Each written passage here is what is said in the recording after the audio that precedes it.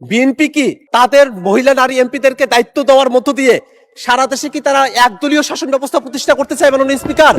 আমি আহ্বান জানাতে চেয়েছিলাম, এর মধ্যে মাননীয় স্বরাষ্ট্রমন্ত্রী দাঁড়িয়েছেন। কিছু বিষয়ে আপনার কাছে আহ্বান চাইলেও আপনি সময় দেন না। আজকে যে নিজের থেকে ডাকতে চাইলেন, অনেক ধন্যবাদ। তার এলাকা সমগ্র বাংলাদেশ, আমাদের এলাকা হচ্ছে নির্বাচনী এলাকা, যেটা আঞ্চলিক এলাকা। সংরক্ষিত নারী আসনের একজন এমপি তিনি তার বক্তব্য প্রদানের সময়টাতে বলেছেন যে আমার অতিরিক্ত দায়িত্ব, অর্থাৎ তার অতিরিক্ত দায়িত্বের কথা বলে দুইটা সংসদীয় আসনের কথা তিনি উল্লেখ করেছেন রংপুরের। এবং তিনি সেখানে যাওয়ার পরে আমরা সেখানে বিএনপির যারা নেতাকর্মীরা আছে তাদেরকে আমরা এই ধরনের বক্তব্য দিতে শুনেছি যে এই আসনে নির্বাচিত যিনি এমপি তিনি আসলে এমপি না, সংরক্ষিত আসনের যিনি এমপি তিনি আসলে সেখানকার এমপি। যে ধরনের কাজ হোক না কেন সেটা তার মাধ্যমেই সেখানে হতে হবে। আবার সেই দিন আমাদের প্রতিমন্ত্রী শাহে আলম সাহেব তিনি সেটা বলছেন যে এরকম অতিরিক্ত কোনো দায়িত্ব দেওয়া হয় নাই। আজকে একজন মহিলা সংসদ সদস্য তিনি বলছেন যে অতিরিক্ত দায়িত্ব দেওয়া হয়েছে, সেদিন মন্ত্রী বলছেন যে অতিরিক্ত দায়িত্ব দেওয়া হয়নি। আসলে কোন বিষয়টা সত্য? দ্বিতীয় বিষয় হলো এই যে অতিরিক্ত দায়িত্ব দেওয়া হচ্ছে সেই অতিরিক্ত দায়িত্বের আওতা কতদূর, সেই অতিরিক্ত দায়িত্ব কিভাবে পালন করা হবে, সেই অতিরিক্ত দায়িত্বের সাংবিধানিকতা কতদূর সেটাও আমরা একটু জানতে চাই মাননীয় স্পিকার। পাশাপাশি আরো একটা জিনিস মাননীয় স্পিকার, এই যে অতিরিক্ত দায়িত্ব দেওয়ার কথা বলা হচ্ছে সেটা শুধুমাত্র বিরোধী দলের সংসদ সদস্যরা যে আসনগুলো থেকে নির্বাচিত হয়েছেন শুধুমাত্র সেই আসনগুলোতেই এই অতিরিক্ত দায়িত্বটা দেওয়া হয়েছে। এর মধ্য দিয়ে একটা জিনিস কিন্তু খুবই আশঙ্কার জায়গা তৈরি করছে। বিএনপি কি তাদের মহিলা নারী এমপিদেরকে দায়িত্ব দেওয়ার মধ্য দিয়ে সারা দেশে কি তারা একদলীয় শাসন ব্যবস্থা প্রতিষ্ঠা করতে চায় মাননীয় স্পিকার? এটাও আমরা বিএনপির কাছ থেকে জানতে চাই মাননীয় স্পিকার। এই সামগ্রিক বিষয়ে আমাদের কাছে এখন অনানুষ্ঠানিক ছিল, কিন্তু আজকে সংসদে এটা আনুষ্ঠানিকভাবে এটা সামনে এসেছে। আমরা এই বিষয়টা একটা সুরাহা চাই, সরকার দলের কাছ থেকে আমরা এই প্রশ্নের ব্যাখ্যা চাই মাননীয় স্পিকার। আপনাকে ধন্যবাদ। ধন্যবাদ মাননীয় সদস্য। আমি আহ্বান জানাতে চেয়েছিলাম, এর মধ্যে মাননীয় স্বরাষ্ট্রমন্ত্রী দাঁড়িয়েছেন। মাননীয় স্বরাষ্ট্রমন্ত্রী মাইকটা দিবেন দয়া করে প্লিজ। মাননীয় স্পিকার, কিছু বিষয়ে আপনার কাছে আহ্বান চাইলেও আপনি সময় দেন না। আজকে যে নিজের থেকে ডাকতে চাইলেন, অনেক ধন্যবাদ। মাননীয় সদস্য জনাব আখতার হোসেন যে প্রশ্নটি উত্থাপন করেছেন পয়েন্ট অফ অর্ডারে, সেটা আজকের জন্য বোধহয় পয়েন্ট অফ অর্ডার হবে না।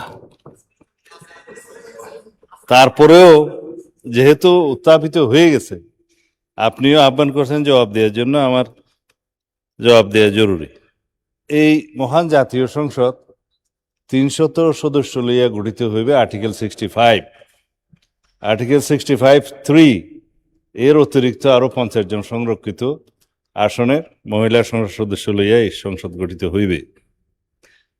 300 সদস্যের যে একক আঞ্চলিক এলাকা, আর্টিকেল 65(1), এই একক আঞ্চলিক এলাকা উপজেলা, পৌরসভা বা ওয়ার্ড বা ইউনিয়ন ক্ষেত্রমতো যাহা প্রযোজ্য, ডিলিমিটেশন অ্যাক্ট অনুসারে under this constitution delimitation act করা আছে, এবং ডিলিমিটেশন অ্যাক্ট অনুসারে সেই নির্বাচনী এলাকাগুলো ফ্রম টাইম টু টাইম ডিলিমিটেটেড হয়। এইবারও কয়েকটা হয়েছে। সেই ডিলিমিটেটেড এরিয়াটা আর্টিকেল 65 সাবসেকশন 3 ক্ষেত্রে প্রযোজ্য নয়। তাহারা যে আসনে সংরক্ষিত আসনে নির্বাচিত হয়েছেন তাদের ডিলিমিটেটেড এরিয়া হচ্ছে হোল কান্ট্রি বাংলাদেশ। তাহলে এটা ওদিক থেকে বেশিই হচ্ছে। হ্যাঁ, কিন্তু এই বাংলাদেশের সর্বত্র তাদের মহিলা সংসদ সদস্য হিসাবে তো আমরা এইভাবে টার্ম এখানে আর্টিকেল 65 অনুসারে বলছি, কিন্তু সবাই সংসদ সদস্য, মাননীয় সংসদ সদস্য। তাদের ক্ষেত্রে যে সমস্ত বরাদ্দ সংসদ সদস্য হিসেবে প্রাপ্ত হন বিভিন্ন মন্ত্রণালয় এবং সরকারি বিভিন্নভাবে, তারা তাদের সেই প্রাপ্ত বরাদ্দ বাংলাদেশের যে কোনো স্থানে উপবরাদ্দ দিতে পারেন। সেই ক্ষেত্রে তারা যদি ইচ্ছা করেন আমার এলাকাতে দিতে পারেন। মাননীয় সংসদ সদস্য একজন নির্বাচিত হয়েছেন শামীমারা স্বপ্না, অ্যাডভোকেট শামীমারা স্বপ্না, আমাদের কক্সবাজার এলাকায়। তো তার এলাকা সমগ্র বাংলাদেশ, আমাদের এলাকা হচ্ছে নির্বাচনী এলাকা, যেটা আঞ্চলিক এলাকা। এখানে উনি ইচ্ছা করলে তার বরাদ্দ দিতে পারেন, আবার বাঁশখালীতে যেয়েও দিতে পারেন, সাতকানিয়াতেও যেয়ে দিতে পারেন। এখন যদি কোনো মাননীয় সংসদ সদস্য এখানে বক্তৃতা দিয়ে থাকেন যে আমার এলাকা এটা, আমার এলাকা ওইটা, তো নিজেকে লিমিটেড করেছেন, এটা ঠিক হয় নাই। তার বলা উচিত ছিল যে সমগ্র বাংলাদেশ তার নির্বাচনে। তো ওই হিসেবে মাননীয় সংসদ সদস্য যেটা জনাব আখতার হোসেন উত্থাপন করেছেন যে দায়িত্বপ্রাপ্ত বা সুনির্দিষ্ট এলাকা, সেটা তাহাদের ক্ষেত্রে প্রযোজ্য নয়। সারা বাংলাদেশের সমস্ত অধিক্ষেত্রে নির্বাচনী এলাকা মাননীয় সংসদ সদস্যগণ ইচ্ছা করলে তাহাদের সংসদের যে দায়িত্ব সেই দায়িত্ব পালন করতে পারবেন।